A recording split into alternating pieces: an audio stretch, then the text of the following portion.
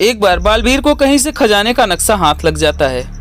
फिर क्या, वह उस नक्शे की सहायता से खजाने की तलाश करने के लिए उस जगह पे पहुंच जाता है। वह एक बर्फीला पहाड़ था, चारों तरफ बर्फ ही थी। अब बालवीर सोचने लगता है कि वह खजाना कहाँ पर होगा। फिर वह नक्शे को निकाल कर देखता है तो उसे पता चलता है कि खजाना यहाँ से थोड़ी दूरी पर है। अब उस खजाने तक पहुँचने के लिए उसके पास कुल 3 रास्ते थे।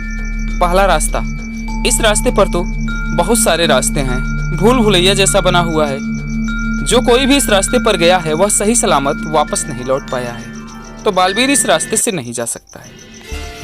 अब बालवीर दूसरा रास्ता देखता है तो उस रास्ते में एक नदी पड़ती है, लेकिन उस नदी में बहुत सारे मगरमच्छ रहते हैं। अब बालवीर इस रास्ते से भी होकर नहीं जा सकता है। इसके बाद बालवीर तीसरा रास्ता देखता है तो तीसरे रास्ते पर तो बहुत ऊंचे पहाड़ हैं।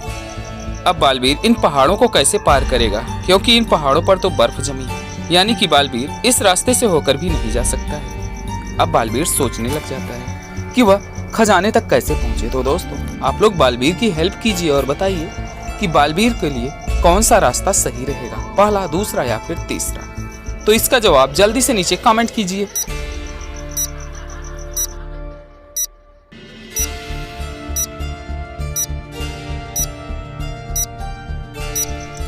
तो आइए दोस्तों, इसका जवाब देख लेते हैं। दोस्तों, बालवीर को दूसरे रास्ते से होकर जाना चाहिए। अभी आप लोग सोच रहे होंगे क्यों, वहां तो मगरमच्छ रहते हैं। लेकिन दोस्तों, मैंने शुरुआत में ही कहा था, वह एक बर्फीला पहाड़ है। वहां चारों तरफ बर्फ ही बर्फ है, यानी कि वहां पर ठंडी बहुत ज्यादा पड़ रही है। ऐसी ठंड में तो उस नदी का पानी भी जम गया होगा और नदी की ऊपरी सतह पर बर्फ जमी होगी। मगरमच्छ तो नीचे होंगे, तो बालवीर आराम से उस नदी के ऊपर जमी हुई बर्फ पर चलकर उस खजाने तक पहुंच सकता है।